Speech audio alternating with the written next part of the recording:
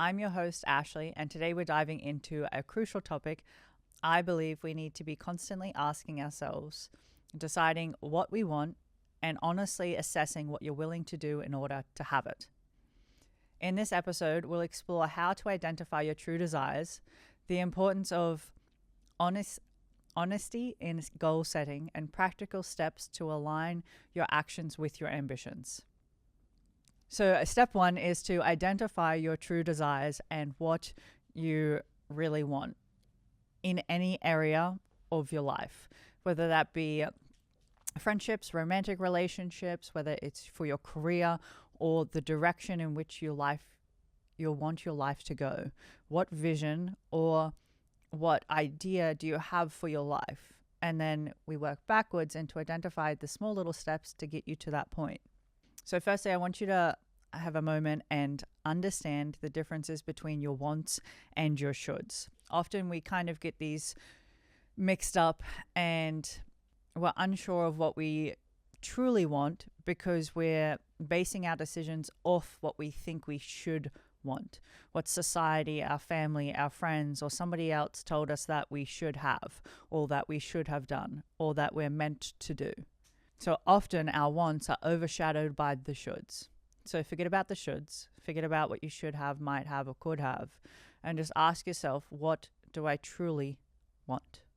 If what you truly want is to build a business and not have a 9-to-5 job, fantastic. If you want to travel the world and make money as opposed to sitting in one place, fantastic. But ask yourself what it is that I want. When you're going through these things, ask yourself deep reflective questions that help you get to the bottom root cause or the bottom root answer, if you will. Just going off a surface level, oh, it's just what I want. Cool, but what's below that? Do you know why you want it? Do you know the deep desire that you have for that want? If your want is to build a business, why do you want to build a business? Is it so you can have freedom? Is it because you want more responsibility, knowing that responsibility is freedom? Is it you want to build a business because you want to leave an impact? Because you want to create something that you've not done before? You want to challenge yourself. What is the reason that you want the thing? When you can ask yourself that question and you can narrow it down to such a deep defined why, it will cause you to root yourself and become so aligned in that answer that nothing will knock you off course. Nobody else's should will make you question it. Nobody else's why are you doing that? Why aren't you doing X, Y, and Z will make you will make you rethink or question your want. An example for this, personally for me, was when I decided to sell my gym. I knew that deep in my core, what I wanted was no longer aligning with where I was. There was 1,000 shoulds as to why I should keep it, why it was easy just to keep it, why someone else felt like it was the right thing to do or I should have kept it or whatever it was. There were so many shoulds. But because I was so deeply aligned with I don't want this anymore. This is not what I want. This is not where I want to be, and this is not where I want to grow any longer. When it came time to sell it, it was the easiest pivot to make.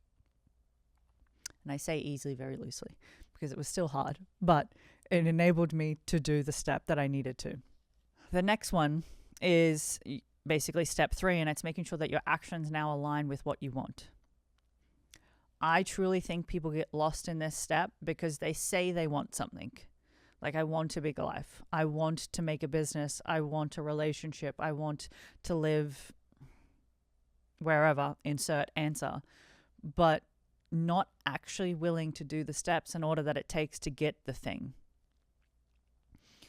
Usually between point A and the thing that you want is a lot of hard work, a lot of dedication, consistency, and sometimes setbacks, but you have to keep pushing forward regardless of what happens if it's what you truly want. Let's use building a business for an example. If you want to build a business and no longer in a 9-to-5, then your actions have to align with that. You can't decide one day that you want to build a business and the next day it's not really your thing. That action is not aligning with somebody who wants an ambitious goal of owning their own business. If you want to lose weight, then your actions of showing up to the gym, getting your food right, doing your steps, being active, all of those things matter. But if you can't effectively put in motion those steps to get to the ambition or the goal that you want, then you don't actually want it. You just like talking about it, in my opinion. So, in order to do this, or to try and break it down, you've established what you want. Now we're going to look backwards and be like, okay, what's the first actionable step that I need to do? And it's to set the goal. The goal is, I want to start my own business. Amazing.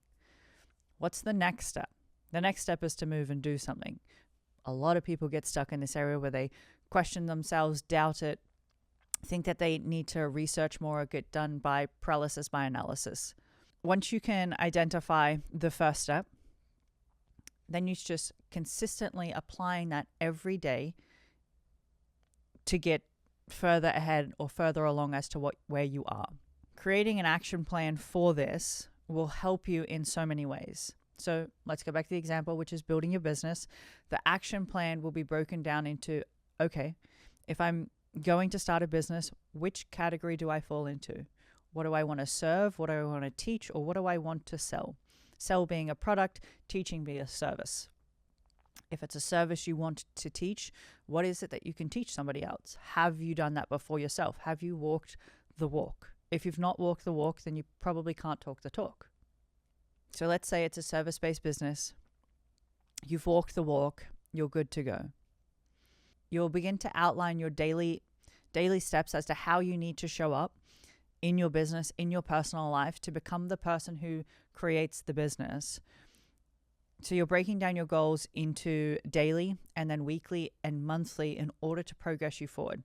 I always say win the day, win the week, win the month, and then win the year, as opposed to looking at the entire year being like, I've not done anything. Just break it down small enough so you can appreciate the small wins when you make them, and then appreciate the big wins when you make those as well. In anything, you're going to come across obstacles or challenges that you may arise. They always arise. Once you've tackled the first obstacle, whatever it might be, the second one becomes easy, and then the third one and the fourth one, and you realize that you're dealing with bigger challenges that you never thought possible just by doing. Some of the common obstacles that people face, though, can be internal ones. So that can be like procrastination, self-sabotage, fear of success, fear of rejection, as well as everybody's favorite, self-doubt. When you're faced with these types of internal challenges, it's up to you to address and fix them. Fear of failure is just, accept that it exists. It's there, and it's just there for you.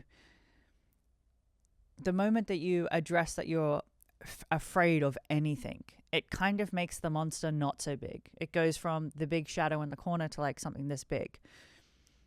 The moment that you address it, the more you ignore it and pretend like it doesn't exist or it's not a thing that you have, the bigger that it seems. I think Layla Hormozi says this, that fear is an inch wide and a mile deep. Once you take the step, you realize that it wasn't that bad. Self-doubt, I think, comes from a place of overthinking. I know for myself personally, that's like one of the killers for me. If I just make a decision, do the actions involved, I give myself no time to question what I decided, because I know once I've made that decision and I'm all in, nothing's stopping me. And then number 4 is your self-care and resilience in whatever it is that you've chosen. Self-care, I know on social media or in many conversations, self-care is just seen as a nice facial or taking yourself outside, which is correct in some ways. But self-care on a much deeper level is making sure that you yourself are getting the things that you need and require. Require being food, water, shelter, finances, making sure your mental and emotional health is stable at all times. And then you have other needs. Are your needs being met? And the only person who can actually meet those is yourself. And then building resilience. Building resilience comes from a place of what I believe of taking one setback and just being like, it's okay, bring on the next. Realizing that with each setback that you take, you're building yourself in an internal level of self-confidence and resilience to just keep tackling the next thing that pops up. Something always pops up in life, in whether that be your personal life or your business or whatever it is, something always pops up. But it's how you decide to address it and continue moving forward regardless of what it is. And that to me is the difference between somebody who truly wants something and somebody who just says they want something. In the moments that you feel like you can't keep pushing through, or in the moments that you feel like you just want to give up, they're the moments that it's the most important to take a step back, take a deep breath, and then push forward into what you truly want. I constantly over my life have always asked myself, what do I want and what am I willing to do to get it?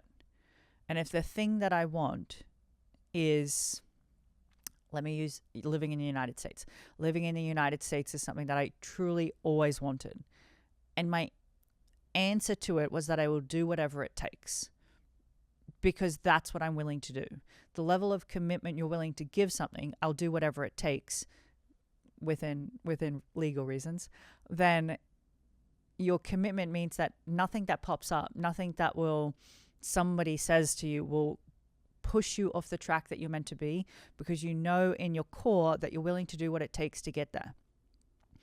And when you can come into that alignment with I'm willing to do what it takes, is the moment you step from I'm just talking about the thing that I want to, no, this is happening. This is a new level of obsession for me, and I'm going to get there. So I want you to take a moment, pull out a piece of paper and a pen, and truly, truly, truly reflect on the things that you want, the areas that you want them, whether it's relationships, finances. Everyone's afraid to say that they want money. You can want money. You can want all the money. So your relationships, your finances, your friend circle, your environment where you live or what you have, what do you want your life to look like? Is your current life in alignment with what you want or what you truly want? Or are you living from a place of, well, somebody told me I should want this, or somebody told me I should have this, or I need to have this? As you're writing out your answers, try and go as deeply as possible with them, and that will help you get into the perfect alignment for actually what you truly want. So now that you've reflected on what you truly want and assessed your willingness to achieve it, I challenge you to take the first step today. Not tomorrow, not next week, not in 24 hours, today. The sooner you start something, the better. Get in the habit of being the I do this now. I do it now because that's what it takes, not tomorrow, not next week, now. Identify one specific goal that aligns with your deepest desires and commitment to one actionable step that you can take. Whether it's researching your passion, reaching out to a mentor, or setting aside time to plan, start now. I urge you to share your progress with me on Instagram via the link in the description, or just shoot me a direct message. Don't forget to subscribe, leave a review, and share this episode with someone who, just like you, might need to hear this message. Remember, your dreams are worth the effort. All it comes down to is what do you want and what are you willing to do in order to get it? Thank you so much for joining me on today's episode, and I look forward to seeing you in the next one.